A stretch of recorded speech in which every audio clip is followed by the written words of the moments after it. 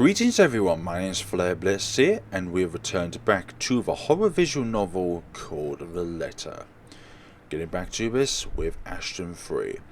It isn't even locked, probably left open for when the right asks for some midnight snack. I make sure the coast is clear, of course, before I pull myself up. The butler there's is nowhere to be seen. He's probably sleeping, attending to his master, or does some extra late night work before turning in for the night. Meanwhile, Wright won't touch anything to do with minor chores, not even with a 10-foot pole. It is next to impossible for him to linger here. No servants, no anyone. And just as easy as that, I'm in. Gently I close the hatch. If things go well, the same path will be out of my way. If my luck doesn't hold, that's not an option now, is it? I have people waiting for me. I really don't want to think what might happen.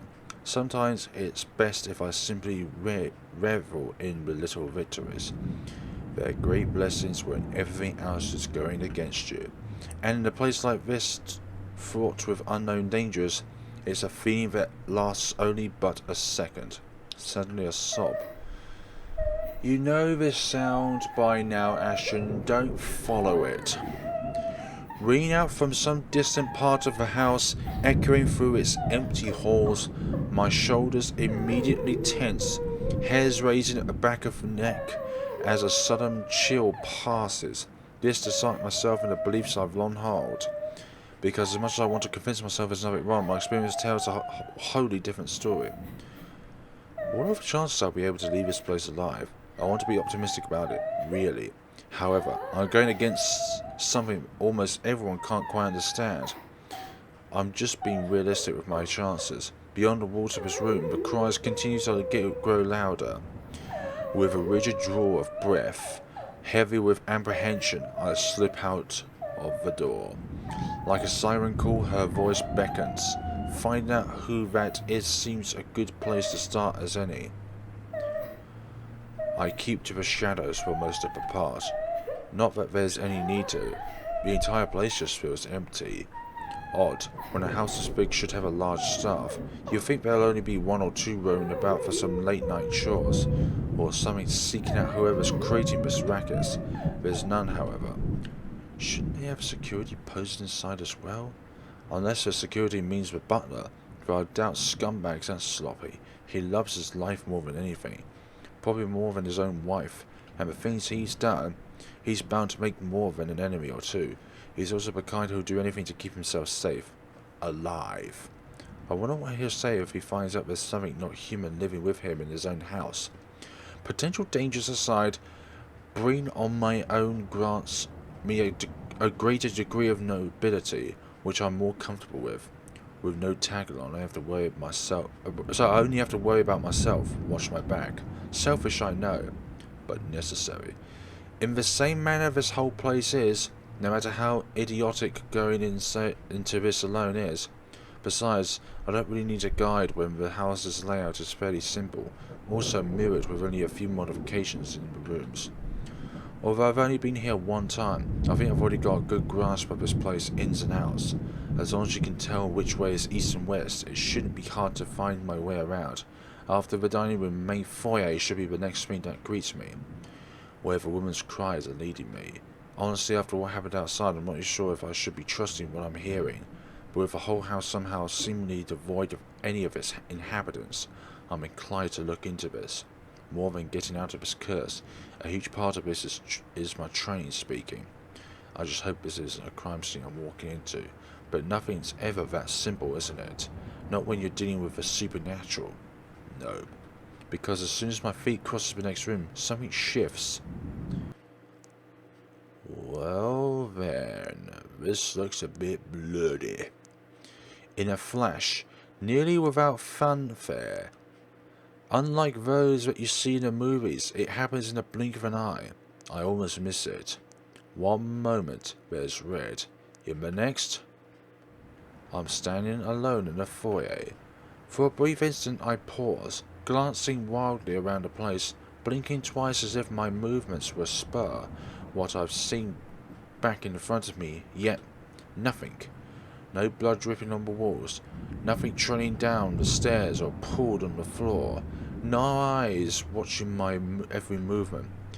Only the same cries, gradually growing in intensity the longer I dolly, along with a voice. Mother? Desperate. Where are you, Mother? Pleading. Mother, please. I don't want to be alone. Coming from the same direction I've heard the cries from, upstairs. The place is not entirely empty. Then a better question now is, who? Definitely not scumbag or a butler. I've yet to see hide nor hair of them, and not knowing their whereabouts puts me on edge.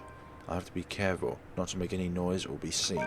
Maybe the wife, though one can't really tell if it's her, the way the walls echo her voice. Nevertheless, it pushes me to move, taking almost 2 steps at a time, despite the sickening feel that something's lurking behind every great shadow, every small corner I pass. As if the house has several eyes watching my every movement, as if something alive dwells behind the walls itself. Again with this vision.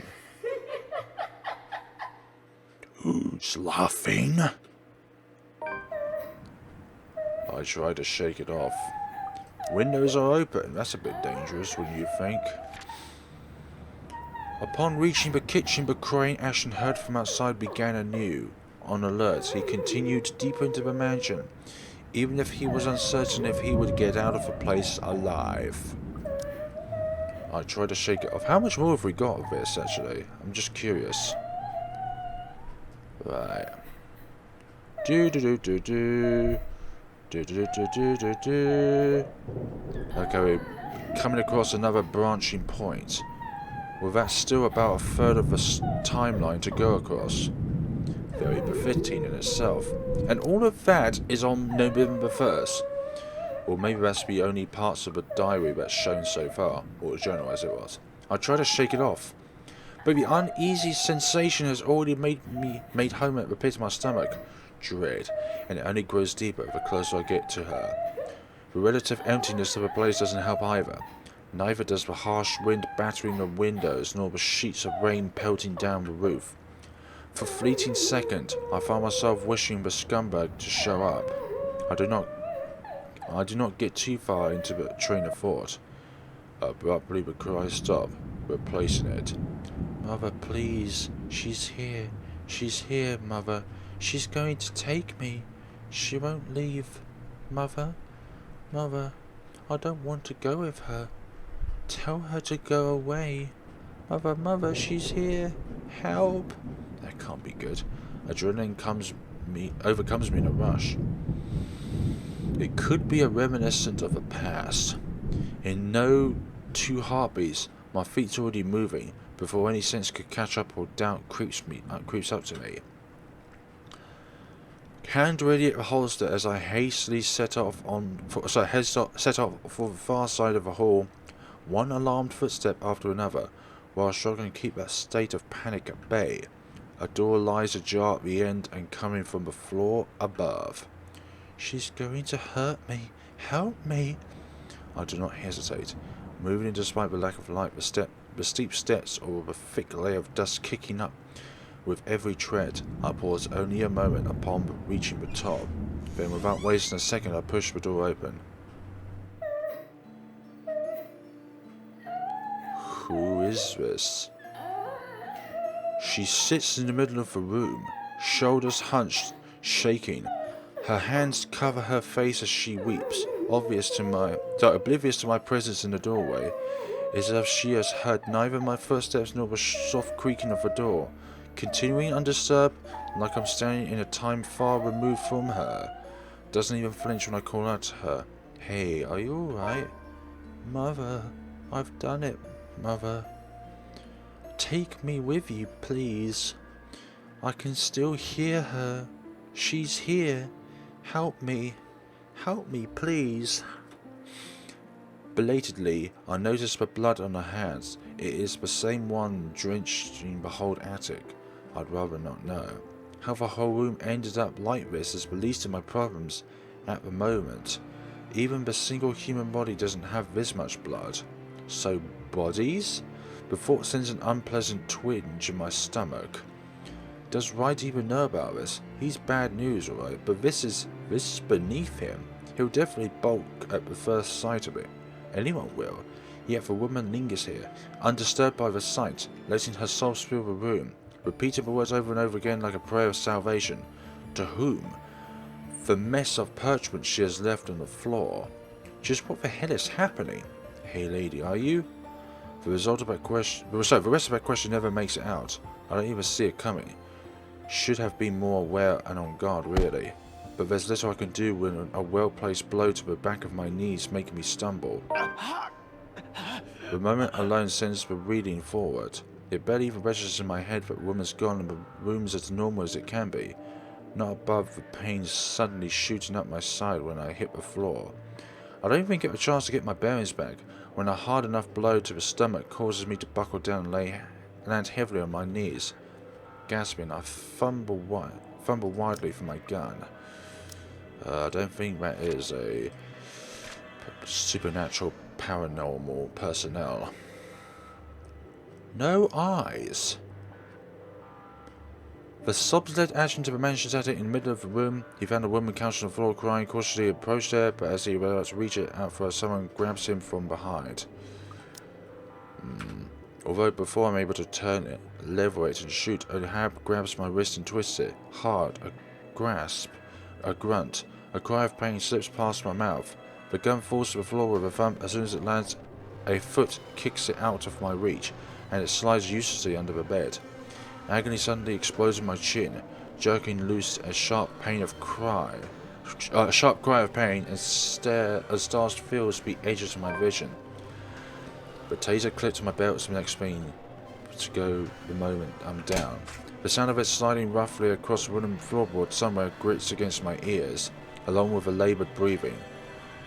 The next thing I know, a piece of cloth is closing around my neck. Without warning, my attacker pulls tight. While I'm left gasping, choking, and clawing for air, blindly reaching behind me as I still try to fight him off and loosen the pressure on my neck. Except any sort of moment only causes him to pull it taut. My, so many rats going about in this mansion lately. Right, butler. Tell me, what do you want to do? So, what did you do with the madam? I have no idea what he's talking about. Did something happen to Hannah Wright? Let go, you Ashton. Ugh! Now, dumb cuff, you're in no position to be rude. Last time I checked, I'm not the one breaking into other people's homes. Now answer my question. What did you do with her madam? The pain rings and resonates from my already sore body. Still, I managed to ride it out and spit a mutterness. Blank you. Keep that dirty nerve blabbering and you're getting a knife in the kidney. I assure you it'll be more painful than this. He really doesn't need to threaten by it now. It's already too much to bear at this point. My lungs feel like they're burning with the lack of air. Dark spots begin to fill the edges of my vision.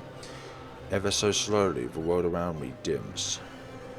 My consciousness rapidly slips away from me, and without meaning to, get away from here. Hearing the voice as if it had been doused with a bucket full of ice, cold water, familiar, too familiar, and more importantly, it shouldn't be there. I shouldn't be hearing it here. She shouldn't be here. Immediately my eyes snap open. Isabelle! And right there, right on the antique's doorway, stands Isabelle of all people. A rolling pin in one hand and a standard issue police taser on my other. My taser! She must have picked up when this blank is kicked it off earlier. Where else could she have gotten one? I doubt she has ever used one. Even, hell, the way she holds it right now, this guy could easily disarm her in one hit. But there's something in her eyes. Although there's a look of fear in them and her hand shakes, she keeps the weapon trained and pointed at scumbag's lacquery. Untrained or not, she does not plan to leave here without putting up a fight, as it seems. Admirable, really. But it's just not something we need right now. I need her to be away from here. I need her safe. But the chances of that happening grows slimmer with every laughter that slips from him. Oh, this is just getting better and better. That broadwast wouldn't be pleased with the number of bodies we have to dispose today, you know. Tell me, how many of you are here, so I can prepare the proper number of bags? Damn it. What the blank is going on here? Why is she here in the first place? Did she follow after me? Who else came with her? Zach? Rebecca? Why are there lots of story updates? Hold on. Branching tree. But why are there so many common route? Yeah, it did three different ones. Not sure why. Are they all here? Panic surges within me. She knows how bad the situation is. But did she really have to run in here and expose herself like that? Does she even know how to use a taser, for blank sakes? More than worrying for my life, it's her I'm concerned about. Getting strangled, dying by choking isn't part of a plan, but following me here is neither. This is why I prefer to do things alone. This is why I'd rather be the only one to take the consequences. I don't even want to think what this blank might do to her after he's done with me. Though my voice comes off nearly a croak, I try to tell her as much. She has to leave. Stay far away from here and these people. Don't, damn it, Isabelle! Get out of here! Ugh! Another bout of pain erupts in my side. Cutting off my words, a cry of agony bursts from my mouth. I can taste blood in my tongue as I heave, attempting to get in as much air, despite the towel still coiled around my neck. Ash! You're going to lose air quickly that way, dumbcough. Better to keep it shut. Get out.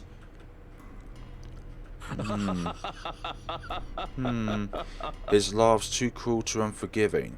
The way each note beats against my ear, in spite of the warmth in them, sends chills down my spine.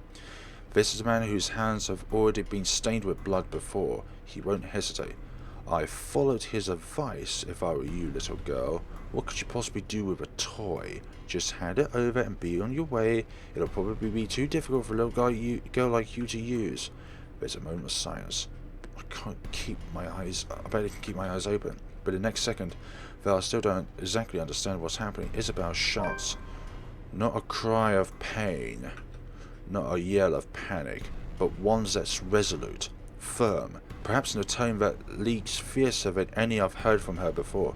Try me! Ashton, duck! I do, more out of instinct and desire to survive, closing my eyes before my mind can fully process what's going on. It all happens in a blur. The telltale sound of a taser being discharged resounds through the room.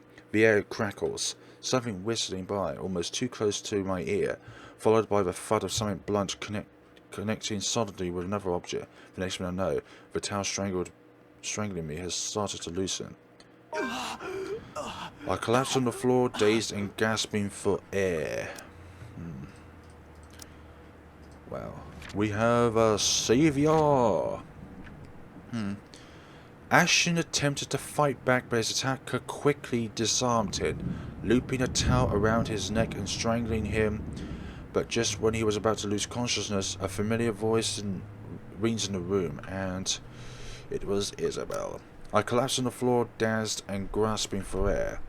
From my peripheral, though the haze of blood rushing and sound slowly filtering back, the butler buckles. He spasms once, then, without much fuss, falls face first beside me, knocked unconscious by 50,000 volts of electricity and a blank rolling pan. He'll be up for a while. I have no idea whether I should laugh or cry at that. Somewhere in front of me, my oxygen-deprived brain vaguely registers Isabelle's form. She slumps on the floor, also breathing heavily. Right next to her, trembling hands, both the taser and the rolling pin lie useless and forgotten, while the mood in the room eases. A long, gradual process of the tension lifting. For countless seconds we remain quiet, with only our short grasps and sighs to fill the silence, allowing the adrenaline ebb away and both our breathings to slow. Not a true repose by any means, but simply a brief respite. There's still the curse. We're still inside the mansion, in immediate danger. We still have no idea how to fix this. Outside, the rain seems only to intensify. Lightning flashes fleetingly somewhere, white and piercing, and the sky rumbles. No rest for wicked. I stir first, once recovered, having regained some semblance of strength and sense. Breathing still hurts, but it's bearable, as is moving, although every small motion causes a wince. There will be bruising tomorrow, Retrieving my gun from under the bed is easy, but only with some effort I'm able to drag an unconscious man to the far end of the room, snapping one end of a handkerchief on his wrist, while fastening the other on the bed frame. That should keep him restrained for a few hours in case wakes up prematurely. Although all through this, Isabelle stays quiet. In fact, she hasn't even moved since. Her hands still shake and taking in long draws of breath while she stares vacantly in front of her, almost as if she's in shock. Perhaps she isn't even expecting any result, spurred only by some kind of desperation. Now it's sinking in. Unfortunately, we need to get moving. We don't have the time to wait for everything to register in our heads. Kneeling in front of her, I give her a light shake. Billy, we need to go. We can't stay here. Slowly she turns, staring at me with wide eyes. Worry flickers briefly in them, along with something ineffable.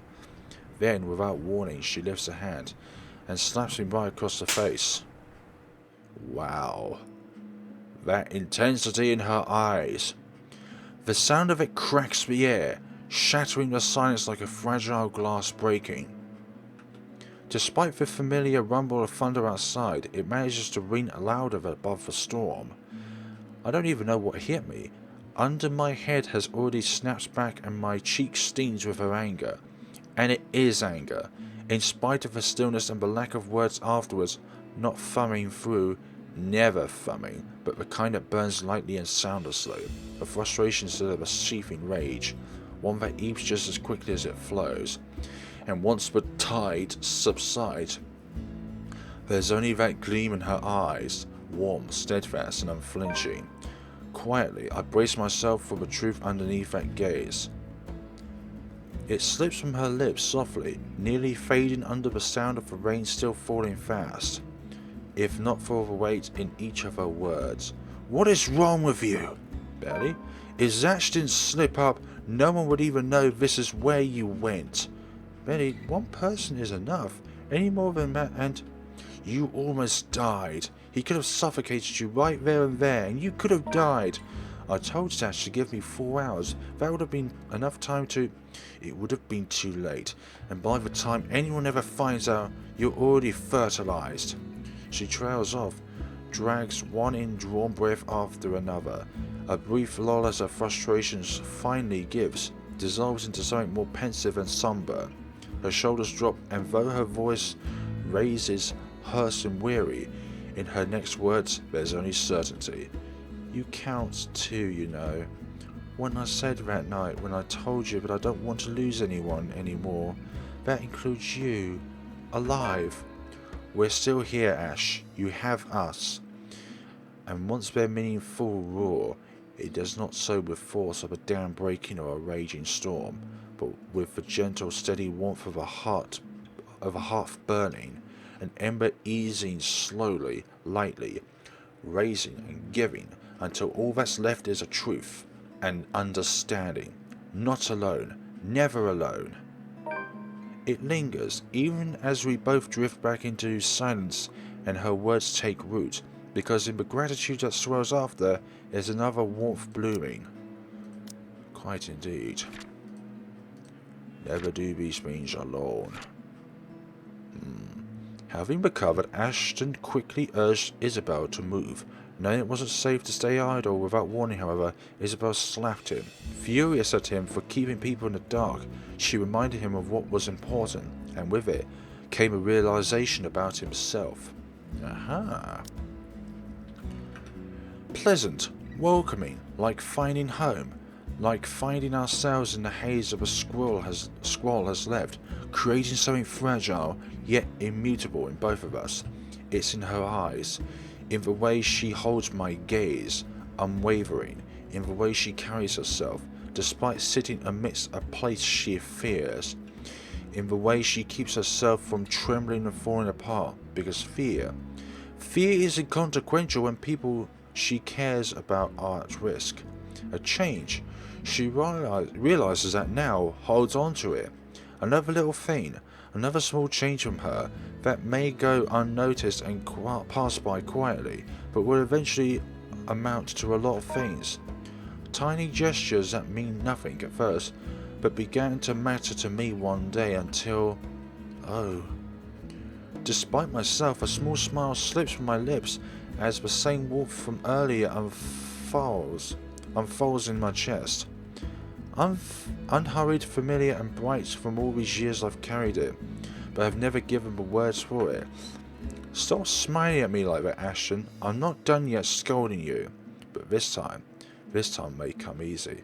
I heard all of it, don't worry. Are you really okay? Did that guy hit you a little too hard in the head? Here, let me... I reach up just as she extends a hand towards my face, catching her wrist in a light grip, drawing it closer, and folding her hand in between mine. Although her expression does shift into mild confusion, she does not pull away like I'm expecting. She simply stares at me, searching. For her to allow a gesture from me that's perhaps too close, it tells a lot how far things have already shifted in the past few years.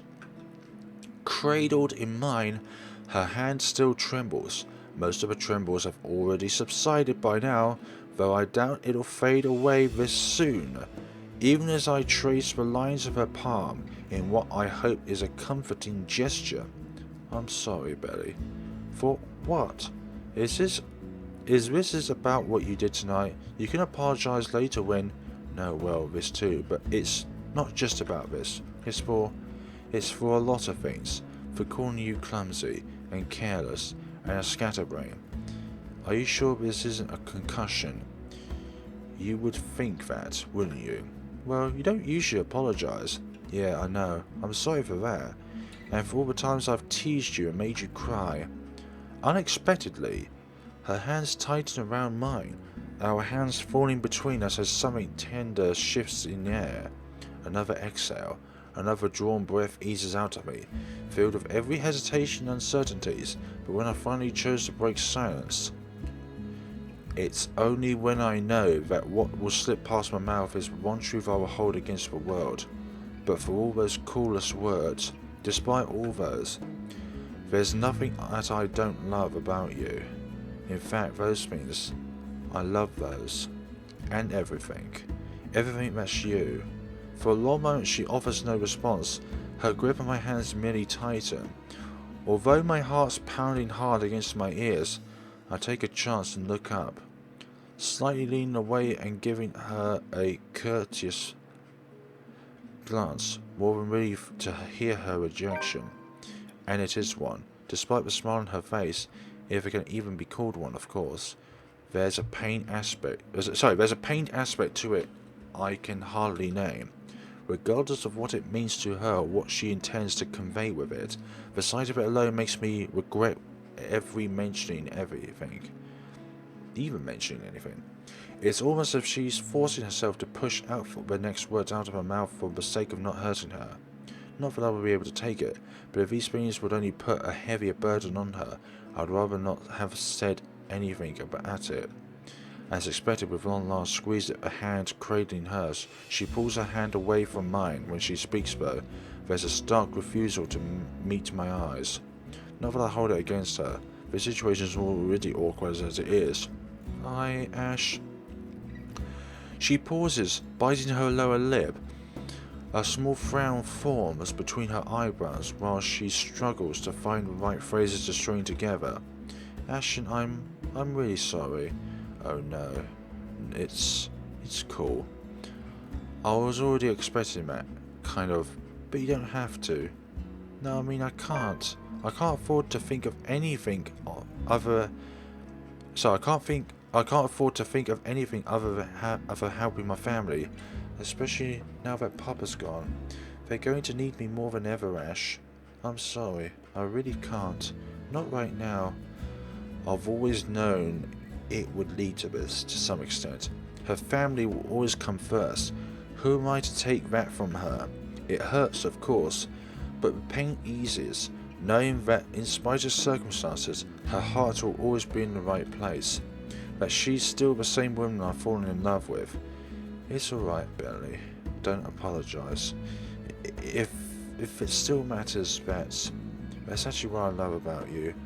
Of course not that I'm expecting anything by telling you that, but you get the point. Yeah. Thanks, Ash. I mean, thank you for loving me, even after everything. Her response is a smile and a soft laughter, perhaps the sweetest I've seen and heard from her. Just from it, I know nothing will change despite her answer and any lingering feelings that will come from this. And there will be. Lingering feelings, that is.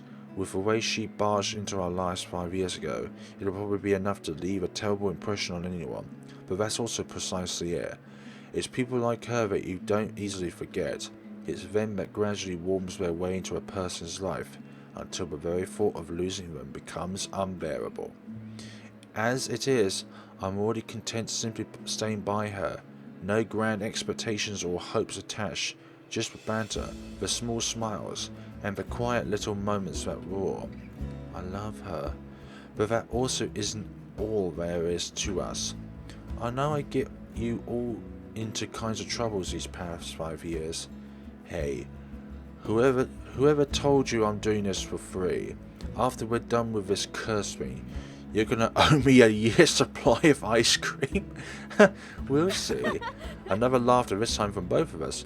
Then she hits my arm with a light punch. Familiar, warm, bright and hopeful, much like everything about her. And it is strength enough to keep me going as I lead us both out. Power still hasn't come back. When we make our way downstairs, tricky considering the stairs to the attic are a bit odd. One mistake and anyone might end up slipping and falling. You're lucky if that's all there to happen to you. With the stairs this steep, a broken neck is a likely outcome. Thankfully, Isabelle's here to guide me through the darkness. She knows this place better than anyone after all, in spite of all the misfortunes it has brought to us. Careful, the floorboards over there aren't very sturdy. No, with all the creaks going on, that's certainly not the case. Let's see what we have here. Understanding how much she also meant to him, Ashton took both of her hands in his and apologized, and in the rare moment of honesty confessed how he truly felt for her. However, although thankfully Isabelle was unable to return his feelings and turned him down. Right on the cue, the same board I'm stepping on creaks and suddenly breaks, but pieces falling somewhere with a dull thunk. Oh, she scumbag won't be too happy with that. Oh, my foot. See, I told you so. You never listened to me. They renovated the whole mansion and can't even replace this one tiny part of the house? Why don't you file a complaint to the BRC then? I'm sure they'll be thrilled to hear it. You know it was a rush job. Outside, the winds have intensified. Even from here, I can feel the gusts spattering the windows in the attic. Makes you wonder why up until now the only person we've encountered from this house is the butler. Although to some degree that makes sense, he is in charge of running the place. Where are the other servants though? In this storm, wouldn't anyone want to stay inside? I like the assumption is they're all asleep. The route I've taken doesn't really pass by the rooms. They've likely assigned us the servants' quarters, however they have also heightened security. I brushed it off earlier, thinking they've been posted a lot closer to where the master's room are. But the second floor is devoid of anyone as well. As if every inhabitant of this place has suddenly disappeared overnight. More importantly, where's that scumbag? I don't like this. I don't like this at all. The fact we're here right now in the middle of it makes me all the more queasy. And that feeling only escalates once we reach the landing and Isabelle swings the door open. She pauses abruptly right in the doorway that I almost ran into her. A look of confusion's in her as she looks wildly around the place, wordlessly taking in her surroundings. With each turn and shift of her eyes, her shoulder only grows tenser and a look of apprehension slowly dawns on her. Isabelle, what are you? We aren't supposed to be here. Sure enough, when I look up, we're standing right in the kitchen, pots, pans and all. And there's the two of those as well. In one corner, Zach and Rebecca watches almost as surprised to see us. Relieved as I am that they have sense to wait and not venture deep into the mansion, I can't keep but roll my eyes at both of them. Zach, I said 4 hours. I know, but Isabelle asked and... Come on, bro. You know I ain't a very good liar. And it didn't even occur to you to stop her. We all tried, alright. She was out of the door before we could say anything. And how did you guys even get in here? All three of them exchange a look. One that I absolutely don't like in the end is Isabelle, who speaks up, about with a bit of hesitation. We heard someone scream. Ash, it led us here. Without warning, the doors behind us slammed shut. We need to get out of here. Screw right. I need to get these people out of here. Lucky we're in the kitchen, we have 2 ways out. The back door and the cellar offers. except the hatchet won't budge when I pull at it, and neither does the back door, as if something has locked it firmly on the other side. His hatchet also gives it a few tries, but even with a big guy's strength, it won't help. There's a long bout of silence in which we all simply look at each other, likely sharing the same thoughts. We're trapped. Something or someone has initially led us here. Blank. In that same moment, one realization dawns in. Something shifts again. Blood again. Are you sure? It doesn't look that bloody. All four of them are here, trapped in the mansion. The tale unfolds. Together, Ashton and Isabelle carefully made their way downstairs. However, instead of a hallway, the kitchen greeted them instead. Before they can understand what was happening, it slammed shut behind them, and the whole mansion has started to shift. This time, unlike the first one I've seen, it remains, and gradually the whole room began to reek of that familiar metallic scent. Sharp, suffocating. Around us, every object, including the cupboards, have started to rattle as well.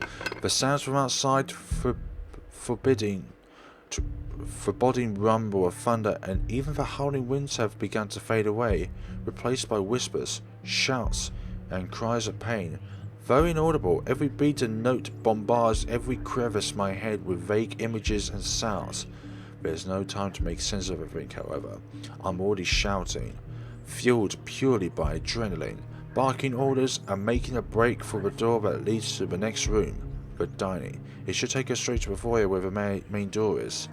Move, run! Right in front of us. The mansion started to change and we're in the thick of it. However, instead of the dining room like it's supposed to open to, the bedroom opens us instead. An image only lasts but a second before blood begins to slip into the room, filtering into the walls, trickling from every nook and cranny, everywhere. Furniture shakes and every beam rattles. Before we can even step back from the horror gradually unfolding in front of us, the door slams shut. A loud thud bringing a sense of dread and chilling creeping us in each of us. Along with it is another realization. The whole place is reordering itself, and with the door closed tight behind us, showing no signs of budging, even through sheer force, there's no chance but to go forward and hope to all gods that it will lead us to an exit. Until then, running is the only thing we could do, spurred by nothing but fear and a sense of desperation to live. It's useless, Ashton 3. But with each room we pass, it only becomes apparent that the house has no intention of letting us leave. It lured all of us here and we've fallen for it. Now it's playing a little game with us. A sordid form of amusement. For whom? Now all of us are here within the brink of this laughter. Their laughters are the only thing we can hear. With every hall we cross and door we slide open, the hope of finding an exit merely dwindles. The gun at my hip is useless here. I am useless here. Some genius I am. Some person to trust I am. All of these, they mean nothing in the face of the unknown. You finally figured it out, huh, Ashton 3? Just give it up. All of them will eventually die because of you, and you are going to die alone. Shut your mouth. You know it's true though. All of it. It's why all you can do is tell us to shut up. You don't want to hear a single word because you're already aware of it. You can't even admit it to yourself who's the coward now. But no matter how hard you try, you're not going to be able to save anyone. The more gruesome the place turns, the bleaker our chances simply get. And the windows are closed as well. Wails and screams fill our ears as we pass by. Words from a time and people long gone, laced with nothing but pure agony, calling out, reaching out to us. Their voices almost too real, as if we're not the only ones trapped here, that there are others begging for release from this wretched place. Or maybe it's all just a show. A taste of what we will eventually be, souls forever held captive in a never-ending nightmare. Mother, I've done it, Mother. Take me with you, please. I can still hear her. She's here. Help me, please. Is that what the curse is? What does it mean for all of us? That the letter not a morbid cry for help, but an invitation, a beckoning for unsuspecting souls to be dragged into this place's horror, to be put under centuries and centuries of torment and agony. Suddenly, dying a painful death seems preferable, enticing than ending up here, living a tortured existence. Or perhaps it's all the same. Still, hope worms its way into me, not a usual thing for someone like me, but after going through countless doors and corridors, every little sign of hope I'm willing to cling to, as long as it'll give us out of here. We're back in the dining room again. How long have we been running? How long since we've left the kitchen? At some point I've lost track of time. With the windows barred tight and the sounds lifting in the air, nothing but shouts and shrieks is impossible to tell. Not that it matters when an end is in sight. Shells and furnishing bar a door, every stain with blood and gore. That if the situation isn't as desperate as it is, I'll find a different way out. But there's still a gap left at the topmost parts for a person to go through, unless you can use shells to climb. And it's an exit, alright? From here I can spy the familiar walls of the foyer. Relief, only relief washes over me, although my legs have been strained taut by all the running, and every bone and muscle in my body aches. There's only an easing, a sense of tension relieving while energy flows back through me again at the sign of an end. No sooner I'm leading us out of here. Zach helps Isabelle and Rebecca first, assists him up and through the gap. The moment the ladies are in, I nod for him to go through. Go ahead, I'll watch your back. Surprisingly, he does that without any protests, not that there's any need to. Suddenly, after entering this room, the whole place has calmed down. No wails, no whispers, just a silence too deafening, but I'm not letting my guard down until everyone on the other side of this nightmare, safe. For all I know, this may just be the calm before another storm. Without further incident, however, Zach makes it to the other side and I'm following after him. However, odd this hush is. I turn my back from it and climbs up. It's a tight fit, but I manage to squeeze myself in. The unease remains though. Maybe it's the adrenaline still coursing through me, or how easy everything has been after living through a nightmare. Fleeting as it is, but for some reason, something's still nagging at me. Calling it a detective's instinct or my training or whatnot. I have a feeling something's happening and catch us unprepared. Unconsciously, before dropping down on the better side of his dream, my hands shift to the gun at my hip. Instinct has never failed me before. My feet hasn't even landed firmly on the floor when... Had I known this would have been a party in my own home tonight, I would have opened a bloody bottle or two. People these days, in my own home, can you believe it? I feel so left out. A chill seeps into every vein of my body. All of a sudden, every ache, every pain returns to me tenfold, and my knees threaten to buckle at the sound of his voice. Though it appears friendly, I know it is anything but. One does not spend investigating a man like him for over a year and holding a grudge against him for more, without knowing everything about him, his quirks, his habits. I'm familiar with all of it. And right now, Luke Wright is beyond peed. Shifting my gaze upwards is nearly too painful, knowing the danger, not to me, but to those who have been lured in here by the curse. Great. The handgun catches my eye first, next to that smirmy smile on his face while he holds Zach, Rebecca, and Isabelle at gunpoint. Its sight, enough to lodge a painful thorn at my throat. I've been too complacent, too focused on other things. I've completely set aside the fact that Scumbag will not be too pleased to see us here without knowing our reasons. But even with those good intentions, curses, and ghostly apparitions aside, we're still trespassing his home. The question is, if he's even aware that the whole of his household has somehow disappeared, and he might be the only one here. Luckily not. Blank. Even with people he knows are amongst the crowd, there's a significant effort in him not to simply shoot everyone in sight. And really, Daisy, even you, what would Kylie say? Look, this isn't what you're thinking, you have to listen to us, there's something going on here.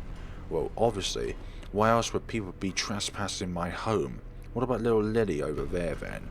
What's your excuse? Checking back if your clients are doing okay? Is that it? Is this what this is? We're doing good, by the way. Sir, please. Please what? Becky's right, sir. We need to get out of this place. You need to leave. Not a good enough excuse, darling. You people are the ones who need to get out of my sight. Don't worry, I might consider pressing lighter charges for the women. Can't say the same for the rest of you. But really now, I swear, the people of this city to be taught the meaning of privacy. This is how you want to start the week. Why don't we just go with a bloody massacre if we went to surprise people in their homes, huh? Casually waves at a handgun at them if they're just a mere toy and his words are no threat. There's safety of his own, nothing stopping him from pushing through with his words. Call me paranoid, but at the slight gesture I draw my own and level it at him. Finger on the trigger and ready to release the safety catch in case things go south. He is quick to train his own on me, though, and just like that we're at a standstill. Now, feathers, manners? You're in no position to point that gun at me. Why don't you put yours down first, and then we'll talk about manners. Oh, he talks back, the gall. You know, your kind annoys me off so much. Shooting him right now will be so worth it, with the way he stares at me like I'm a damn pest. But this is what I came here for. I'm not a murderer. As much as I loathe him, I'm not the kind who will kill people in cold blood for my own game or amusement. The law will bring him what he deserves one of these days. At the moment, however, we're all in the same boat with this curse, and he needs to understand it. The longer we stand here, the more time we're wasting and losing, something we don't have much of. But how can I convince him? This scum is so full of himself, prefers to hear the sound of his own voice more than those of the people around here, no matter how much sense they make. Probably the only way I can make him listen is if I beg. No way in hell that's happening. At this point in time, the only thing I kept doing is pressing the top thingy-mabobby. After a long, desperate run in search of a way out, the house calmed down for some reason. An exit was finally in sight. Waiting the other side, however, is him. Beg him to listen. Disarm him. Through and through, all of these are, well, both of them are not very good decisions. Disarm him may possibly lead to him murdering one of the other three. Beg him to listen. Relationship. Yeah, just nothing's happened though. My life's not the only one at risk here, however. There's Zach, there's Rebecca, there's Isabelle. We're all unknownly victims to this curse. I'm in no position to pick who to save and who I should simply let die. I suppose my praise can take a few hits, and I can set aside my beef with this blank. Taking a deep breath slowly, I'll lower my pistol. Though still on the edge and at ready, in case he does something, I do my best to assume a less aggressive stance. Listen, right, I need you to... You broke into my house and somehow you expect me to listen like a good little boy? Are you a bit touched in the head, Feathers? I'm not for one breaking laws here. Look here, if I wanted you dead, I could have done it so many times already. In fact, I could easily shoot you down, right here, right now, and you won't be able to do a damn thing even with that gun.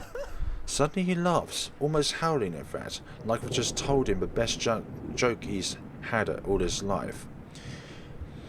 The only thing missing is for him to kneel over and start rolling around the floor, all while I do my best not to sock him with the sorry end of my pistol.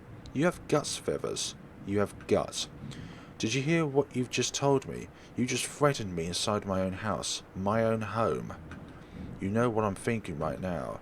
In another lifetime, we probably would have gotten along well.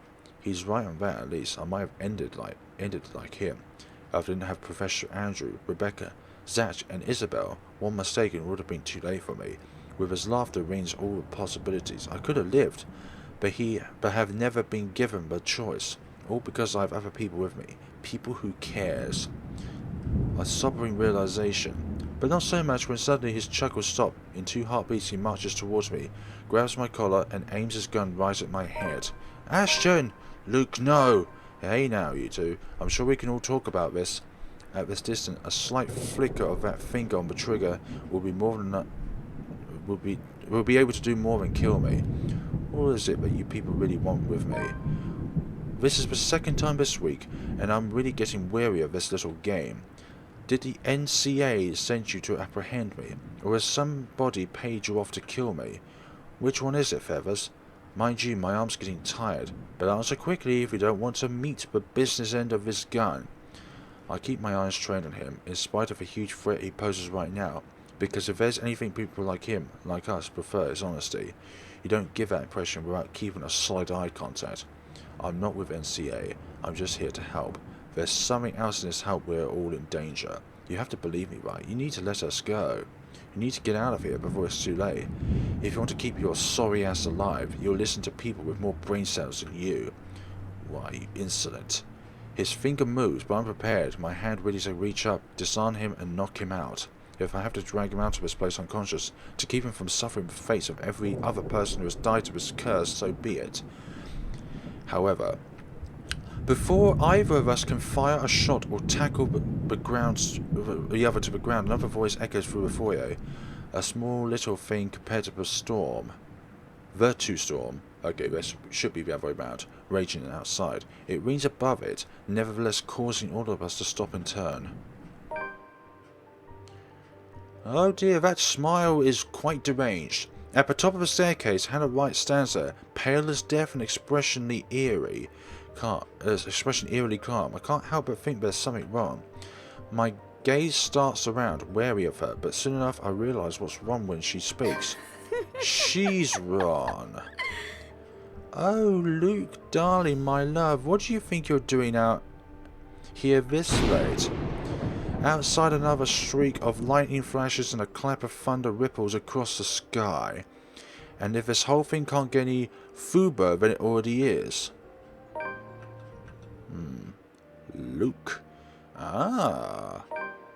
Another long and exhausting day at work, and I still have much to do. Great. Now we're on the final compartment of this ordeal of events, sorry. Yes, and probably find out the mystery behind this quibble later down the line.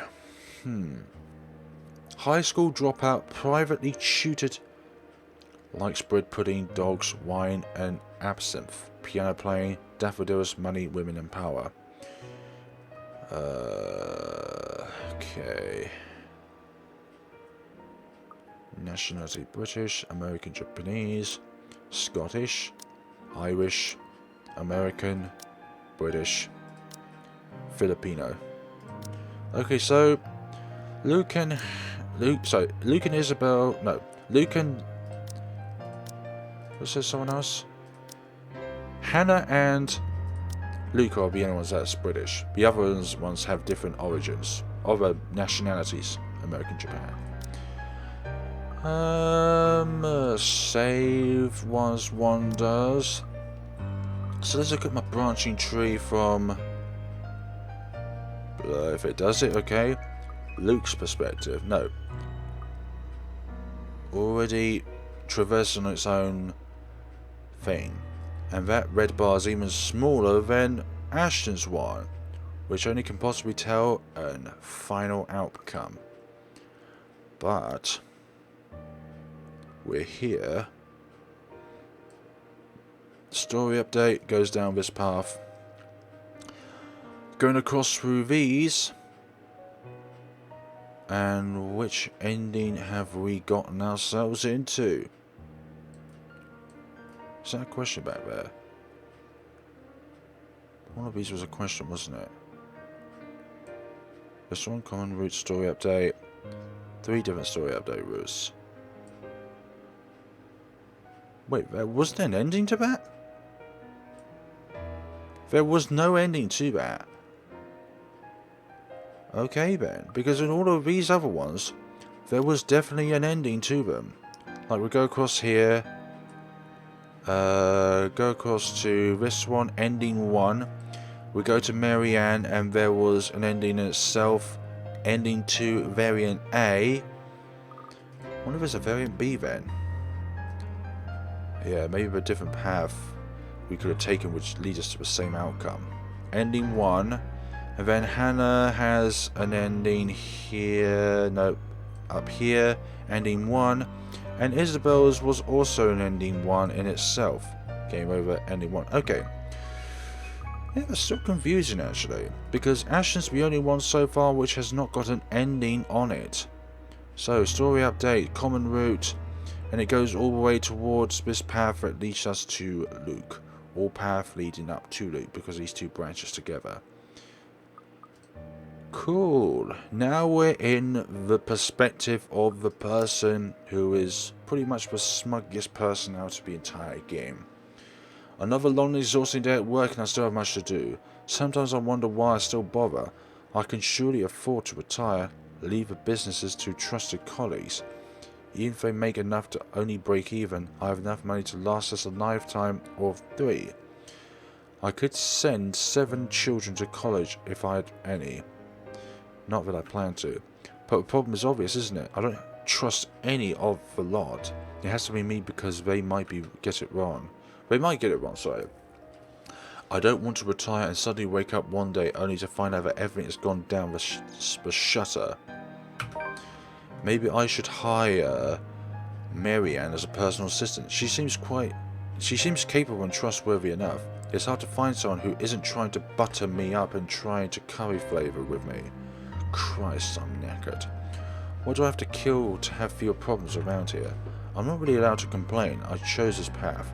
But that doesn't stop me from doing so as I throw my shoes off and let them land wherever they please. Petty may be, but there's a certain joy that comes from stepping on a carpeted staircase with nothing but my socks on. I accept those distractions. I can call up Joe Nahas for a sandwich, but that's probably it. I've got a suitcase filled with contacts to check over and sign before I can retire for the night. I'm also waiting for a call from Swirlers for any new updates regarding the IT leaks, a real cause of concern. It's the reason there has been investigations on me. Had it been a new thing, I would let it run its course. But it's been going on for far too long. Nearly 3 years for me to take on a passive role in the affair. I've only kept my head this far because I managed to mitigate most of the damage with several favours, and some grand puppeteer to ensure the high-profile law enforcement and government officials keep me out of trouble. But who knows how long it can stay that way. Powers are shifting and the current can be unpredictable. This whole exit business is already shaking things up and upsetting the balance. It's only with great care that I can stay where I am, but the smallest of efforts can unravel all of that I've done. It certainly won't help if I'm being accused of things, whether I'm guilty of them or not, but some computer chump thinks he can play a game with me.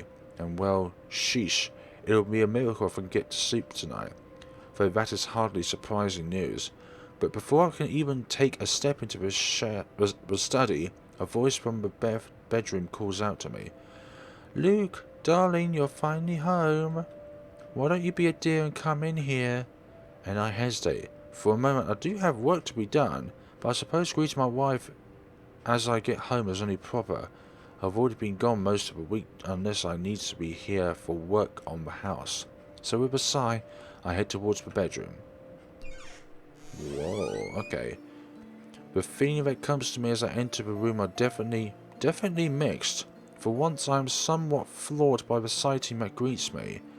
Then there is confusion, exasperation is strangely there as well. And, to be expected, there is desire. She is a divine goddess, or rather she is a horrible temptress.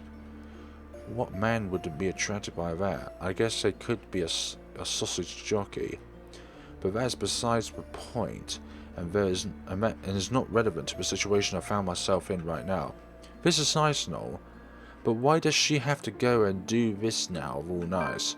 My love, the bed is awfully cold without you. The matter of the fact is, I've never seen Hannah all primped up like this since our first year of marriage. There must be something special to bring on such an act. Our wedding anniversary has already passed, so that can't be it. Hannah's birthday's in April and mine's in August, so it can't be any of those either. So what in the bloody blazes brought this on? Is Hannah drunk? Why don't you just, take a rest? I'll be busy all night. Is that answer too cold? I don't mean it to be. She certainly doesn't look amused. Come on over and stop being a boring old man. Work can wait. Maybe I can entertain her just for a while. It is a tempting idea, but no, I'll never get any work done that way. And imagine how horrible it would be to call us from swearers in the middle of a That would certainly kill the mood and pee me off more than anything. It'll be even worse if Kaylee steals the phone from him, as the little ankle biter is prone to do so unless his father is locked in a room. Just thinking about the possibility is weird and turns me off from even trying anything. I'm afraid I can't, Buttercup, but hey, it's Sunday tomorrow. We could go out for dinner right after, somewhere nice like that Italian restaurant you wanted to try out. Why don't we skip tomorrow, eat out tonight? Whoa there, why don't we slow down? Looks like someone is in the mood, but hey, there's a time and place for everything. I grew up in a house where blank was a constant thing. It's just a thing that the body does, more or less. Sometimes it can come with social implications, supposedly, with paper-thin walls and a mother with that, blank job of hers made me think that way. But I learned later on that isn't the case for everybody. Suffice to say, this is really odd, for her at least. I'm quite sure she never grew up in a blankly promiscuous home like I did. She grew up with a well-to-do, normal and decent family. And in the 7 years we were married, she never acted this aggressive about blank. We do it when the mood comes. True that, but never like this. And when I'm in the mood and she isn't, that's about the time I go around town to have my back scratched. I got nothing to be guilty of, I believe, as long as it's just lust and not love. There's a good way to explain it, I guess. I'm just really confused and trying to come to grips with reality as it is presented to me. Well, this is the place, but now is not a good time, darling. Like I said, I've plenty of important work to be done. Any other night this would have been great, excellent, splendid, but not right now, okay? I suppose if that's what you want, I can have my prince another time. A chill runs up my spine as she calls me that again. My prince. Is she going to throw some midnight crisis? I know she's not the sort to play pretend with that sort of thing. Now that I think about it, this is probably some dream. Perhaps I've been exposed to something. Jesus. I've gone and blanked my own brain over. That can be the only explanation, or at least the only explanation my mind wants to accept right now. But if it were, I should probably accept her offer. No, but on the off chance it isn't, I shouldn't. I have a choice, blank someone over. Quite literally, at that. Yes, that's right, another time. So if you could put your dress back on, it's really chilly right now, isn't it? You don't want to catch a cold if we're going out tomorrow. Thankfully, she's done as she's told, which puts this strange episode to an abrupt end. Unfortunately, she had to put her dress back on so painfully and seductively slow. I suppose she knows the thing she does to me. As much as I'd like to have the engine running, there are things to be done to make sure we can keep on enjoying a glamorous life as we do now. I'm starting to think you don't find me beautiful anymore. Is that what brought us on then? You are an angel, a goddess. Hannah, of all the flowers in the garden, you are by far the most beautiful and rarest one of them all. Every bloke would want to be with you, and every lady would want to be you. I'm sure it goes the other way all around too. I'm lucky to have you, and I don't know how to put up with the likes of me. I don't know how you put up with the likes of me. I'm really sorry, darling, but it isn't a good time. I don't quite think little Luke is up for some fun just yet either, not after the blow he has dealt with my violence. By a violent ginger harpy. It does hurt me to see her upset because of something I've done or said. It always does. One can always get his or her way though, at least. Society would like you to believe in order to soften the blow of disappointment. And I'll have to take their side on that just this once. Pulling her in for a hug and a pinch on the cheek, I'm quick to pull away before I change my mind and make it more than that. I can at least give her those. Chin up and smile. You'll get wrinkles frowning like that, and beauty sleep helps. Of course, my prince. I suppose I can do with the sleep. The smile that lights up on her face is enough to make me forget about the oddity that had just transpired. I still don't quite understand this whole prince thing, though I'll let it slide for now. Seeing her with the golden locks and that silver dress, it almost makes her queenly, with due respect to her majesty, of course. Despite that, there is just something off.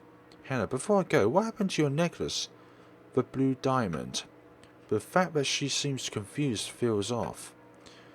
Whatever do you mean? Oh, that old thing. It's something in the vicinity drawer, I think. And to be so loath about it. What? But wasn't that from your father? It was a priceless heirloom, to be exact, handed down from one generation of Evans to the next, whether it be to a wife or daughter of an Evans. I know that Hannah treasured it so, especially after it was given to her with her own mother's passing. What is it but that ugly thing dangling around her leg? It looks more like a choking hazard than anything. It was, of course it was. I just thought a change would be nice. I don't think I've seen her wear anything else in its place. A change it is, but not an entirely welcome one at that. I see. I suppose that makes sense. Well, not that it matters, but I like the old necklace better. At the very least, we can have it cleaned and polished while you're not wearing it. Remind me to have it done in the morning. Whatever you wish, my prince. Right. You have a good night then, Buttercup. With a shake of my head, I don't waste any more time than I've done already. Heavy suitcase in hand, I head straight into the study and dive right into the contracts. There's a whole stack of them too, most to do with property management. Nonetheless, careful work needs to be put into them, as with anything else. My attorneys, there we go, have already checked them over, but I like to be precise. I'm not going to sign it if there's even a single line I do not like. It's a long way into the night with a coldness envelops the room. I suspect at first there's merely just a chill, but the heat has been turned on as the strange sunny weather that's been grazing us as of late has come to an end. The door is barely open, just by a crack, though I shut it just in case. That might help. Satisfied, though not as much as I would have liked, the room still feels freezing. I made my way back to the mess of documents waiting for me at the table. Just a few more, and I can get that well-deserved rest, get out of this place and dive into warm comforts of my bed. Then maybe if Hannah's still up for it, well, it's more than enough motivation. Parking my rear chair, I begin my work with the last of the blasted papers, more than ready to be done with everything and turn in for the night, only for another chill to startle me to a stop. And that's when I feel the hairs on the back of my neck stand on edge. Eyes buoyant at the back of my head, a brush of air just at the nape, and when I glance back, reflected in the long portrait in the room, someone stands behind me just by the study door. I closed moments ago, though I did not hear it open. Perhaps it is Hannah trying to be sneaky. Oh, Johans being a bellend of a spook as usual. Do I really have to ask people to knock before we enter seriously now? This is anarchy, and I'll have you know. I turn, but there's nothing. Huh? Must have been a trick of the light. It is getting late, and I should really get myself to bed. I'll just have to finish looking over a few more contracts and, yes, just finish signing these, and I can have some rest. Maybe arrange for a day off in the morning. I steel myself for a long night of dry paperwork, and we start on October the 29th. Evening time, or maybe this is early morning. No, this is definitely night time, because it is at the very end of the journal. Luke returned home, exhausted from work, only to be greeted by a very clingy Hannah? Clingy Hannah. Although her advances were appreciated, this abrupt change in her unnerved Luke. The man gently let her down, before quickly retreating to his study. Late in the night, however. Yes. Still, the theme about being watched stays with me all through the night. October the 30th. And with the sun rising comes another disturbance, both too loud and too sharp for my tastes. And I have very fine tastes. When the piercing rings of a doorbell reaches even the study, I'm very much inclined to think the person who built this place lacks any sense of it. Perhaps the only thing good in this is that Rackus has chased away the needling guilt from last night's commotion, if only temporarily. Still, it's a bloody annoying distraction. I could tell already that it's going to be a long day. It hasn't even started. Before the racket even lasts another minute, I'm pulling myself off the chair and heading straight for the main door. Bella will be a murder today if this doesn't let up. I think it's exaggerated. How quaint it seems everything in this blasted universe is intent on getting on my nerves as of late. God damn it, Bennett. Only a Nancy would knock at such an ungodly hour. In the first place, I shouldn't be the one doing this. This is why I hired a valet for blank's sake. Where is that damn butler when I need him? I'll be honest, it's only for today. With a mansion this quiet in the hour at this hour of the morning, it's easy to believe those little ghost stories might be real. But the only horror here is how odd my own wife has been acting as of late. There's no place for fear with another set of problems already burns that fuel. So I wait for another second. When no butler still answers my call, I simply yank the door open myself, perhaps with more force than needed. And maybe it should be appropriately there, considering the person on the other side in the hour he dared appear on my doorstep. Even when someone with a half a brain knows not to disturb anyone this early, brief confusion quickly gives way to anger, and before the bloody photographer can even get a word in, I'm hurling venom at him. It's less than he deserves, really. Hannah will disapprove, scold me for treating the man with such disrespect if she hears me right now. She seems fond of him after all, treats him like a friend she's known for years. But she's not here, isn't she? What she doesn't know. You again. It's bloody 6 in the morning. What the hell is it now? Listen, sir, I know this is not a good time. Oh, it's not a good time. Did you even check the clock before coming here? I bet you didn't. This is still my home. The rules also apply to this place as much as Hannah's does. As simple as that. Unlike you, the ones living in this place, in this house, need to sleep. It just so happens there's also a person I will never take a liking to. No need for remorse. Come back when people are actually awake, or I'll call security on you. He continues shouting even as I slam the door in his face. Some nuisance about the news lately, though I don't understand most of it. However, with the closed doors muffling the better part of it and with no ears to listen, his tirade doesn't last too long. Eventually, he leaves and silence once again fills the room, as it should. In hindsight, maybe I should also call for psychiatric services. He certainly sounds mental just screaming like that. A suspicious man like him left roaming the immediate grounds. Nothing good can come from it. But if his presence will indeed bring a problem, a sign of bad things to come, I'll probably know soon enough. Worst comes to worst, Joe Hans will take care of it, if need to be. It's what I'm paying him for. In the meantime, I need to rest, even for just a few hours. My lovely wife's still fast asleep when I finally join her in our bed. As odd as she has been acting lately, her company's nice after spending long, grueling hours going through business documents. Then again, it's not like I'd be losing out much if I take a break or two. In fact, all I have to do is say the word, and Vance General Electronics stocks are going to go down.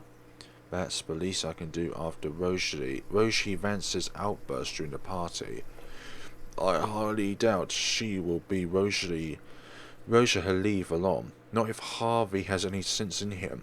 So with a sigh I drift off, setting aside my problems if only for a few hours. Waking up to find my bed empty hours later is a strange sensation. Not to speak ill of Hannah, but I've already woken up first, even in the early years of our marriage, mostly because I've always become accustomed to do so. As a child, I woke up early to escape the house before one of Mother's scheduled day clients came in. Later on, it was to assist with breakfast and to prepare for school. And it just kept with me through the years for one reason or another. If there was no reason to wake up at 6 in the morning, my mind would always find reason to work, to nurse a terrible hangover, to make sure I was one leaving the bed first, just because, and not the other way around. Checking the time on my phone shows that it's already past 8, but what can I do about it? Getting up is an entirely different problem on its own. Waking up after getting only a few hours of sleep in has my body stiff and sore and my mind feeling lethargic. A part of me wants to go back and doze off again, an alien feeling to me, but it's already far too late for my tastes. All I can manage is to sit up before there's a knock on the door. Yes, come in, I'm decent, but I don't see why you have to knock. Even if it was only in my knickers, there's only 2 others inside the house aside from myself. I've arranged for the staff to have a Sunday off, what with it so close to a holiday anyway, that I could have some peace and privacy. The security outside the house doesn't count, of course. There's no need for Hannah to knock, so I expect to see the butler and ready myself for reproach. To see that it is Hannah is odd, but not a cause of concern, most likely she too found it strange to see me still sleeping and have me indulge. Yet there's something odd, I just can't put a finger on what it is. Whatever it is, it can wait. Besides, when there are strange things, it is better to wait them out, as they often become apparent with time. Not that I should complain when she greets me with a sunny smile on her face and a tray of food. Good morning, dearie. It looks like I've overslept her. I haven't had that pleasure in a long while. You should really indulge in it a bit more, my prince. I hope you do not mind, but I made breakfast for you. I've been expecting her to tell me that she brought the meal up in order to eat together, not that she made it.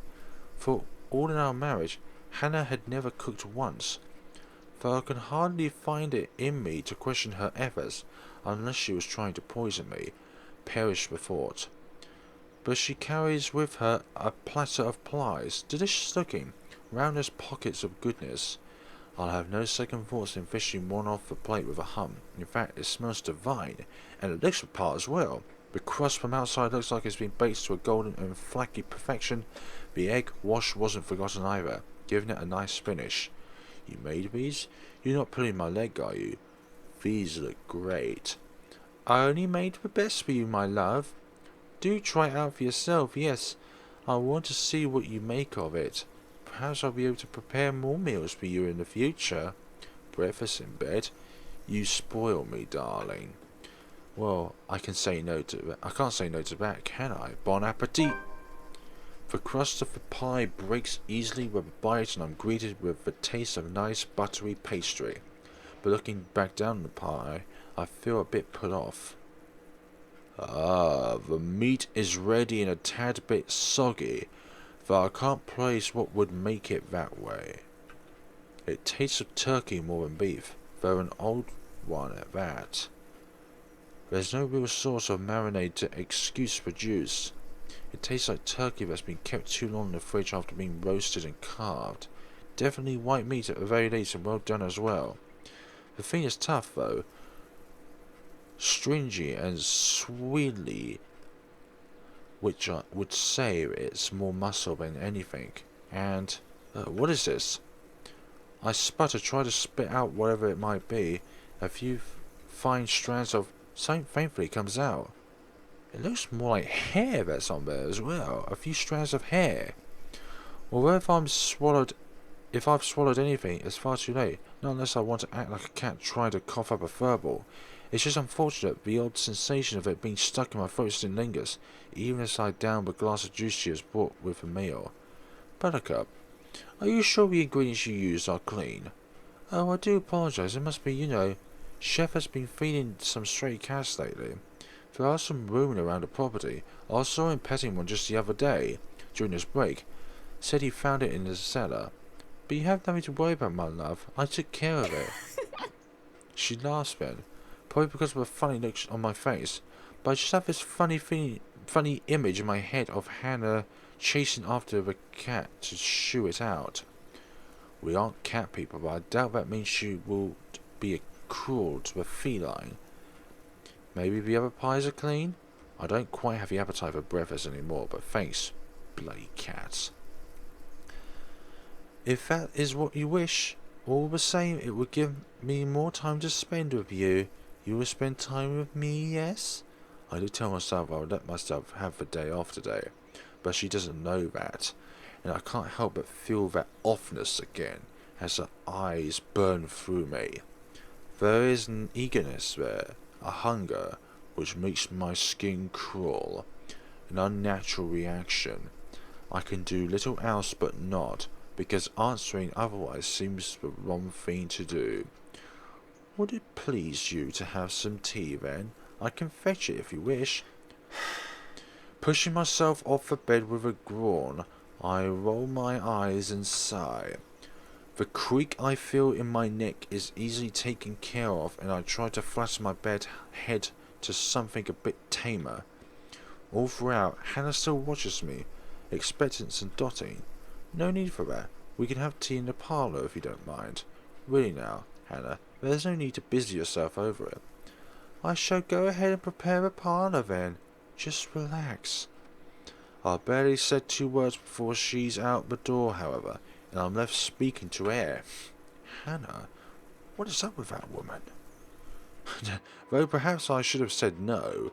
Perhaps I should have feigned business or claimed a restlessness that would let me out of the house, away from her and her pies, because as soon as I stated my intent to laze the day away, the woman would neither let me lift a finger nor step a foot outside. She is animated, oddly so, moving about that parlour and fetching things from me that she deemed necessary, and were necessary, as if she knows what I need or what before I can even voice it aloud. A pillow for my head and a book to read, though I cannot, for the life of me, focus on it. It does not bother me too much as I've read the picture of Dorian Gray twice over. Excuse me. I knew nothing but the shadows, and I thought them to be real. I should be glad for the attention and the dotting, really. Instead, an uneasiness settles inside into my stomach. Why don't you sit down and relax, dear? We are supposed to be spending time together. I don't think you're rushing around like a handmaid as how I pictured it. You are wearing yourself out and the sun is still high in the sky. There's a stiff jerk on her head, and if to say no while she busies herself with making tea with water already like warm, my instructions to take leave may be the only one she refuses to follow. Even if I express concern for her well-being and point out that there are others assigned to the task she wishes to carry out, you do not need the others. You have me. I wish to show my usefulness, and I wish that you will not ask me to leave. You are not one of the servants, Hannah. It was a thought that escaped my mouth, and I prepare myself with repenting, because servants, Luke and Mitch well right, they are our employees, and you will trust them with respect at the very least. Yet Bedding came. Of course I'm not a servant. I am your wife, your princess. Oh, she's a bit robotic on this scenario, especially as Luke said, animated. I think we're both a bit too odd to be playing princes and princesses, and I didn't know what brought on such behaviour from her. Yet I can't bring myself to scoff about the idea. Not when she looks in torn, and kind words might bring her some degree of comfort. I will indulge in this delusional talk of monarchy to an extent. One could suppose that Hannah is indeed Luxburn royalty after all. Princess, no, Hannah, you are my queen, and a queen needs to sit down next to its king, so please sit. I can still feel them, little bugs on my skin crawling and squirming, but I ignore them as Hannah sits down next to me and I put my hands in hers. The touch nearly makes me want to pull away. For now, I feel them brimming into my skin, digging holes into me, though there is nothing to be seen there. I clasp her hand, through her touch burns both cold and hot. I didn't like the thought that Hannah, my sunshine, my darling, is someone I should fear. It's a bit of a paradox. For all that I do and should feel at peace in this quiet moment, dread overtakes every part of me. A small voice in the back of my head screams that there is something wrong, but I cannot bring myself to look further into it. The whole thing doesn't even last. The tea is ready, I should go. I've forgotten the milk and sugar in the kitchens. If you may excuse me. Let work call the butler, but we're going to let Hannah go and fetch it in the next time. So thank you very much for watching, folks. We are going through the final chapter of this game, and once we are done with this chapter, once we reach an ending to this chapter, we're going to go back to each of the chapters and find every route that we can find every ending of the game, and while through that process I'm going to scout around the game on my own to try and find combinations that will lead us to every single possible ending that you can find in the letter. I'm pretty sure that someone's already probably put up a walkthrough or something to find every ending, like somebody who would probably live stream a game, because that's obviously much quicker than uploading it, because uploading it requires recording, editing, uploading, rather than just simply streaming it. So thank you very much for watching, guys. I have a theory that the charm or the necklace or the pendant that Hannah picked up might be the cause of this curse, only because of the fact that when we picked up that charm that Hannah picked up from that room, it kind of changed her personality in the game. But it was also the room where Isabelle picked up that letter. So that could only mean that that attic was the holding key to that curse, as it were. But we can only find out the cause of this curse in the next time. Or maybe in one of the next few times, actually. So it could be in the next episode, it could be right down the line. Because at the moment, I believe we're on October the 30th. Obviously, November the 1st was where we left off from Ashton 3. So there we go. So, hope you enjoyed this, folks. And we shall see each other in the next time of The Letter. We still have plenty more adventures to traverse through. Plenty more dialogue to encounter. And many more endings to witness. But after this chapter 7, we're going to go through each chapter individually and find all those endings. And all those dialogues. And all of the relationship changes. Because by the end of all of this, I want to have a conclusion where I can maximize each and everyone's friendships as much as possible. So have a great day, everyone, and take care of yourselves.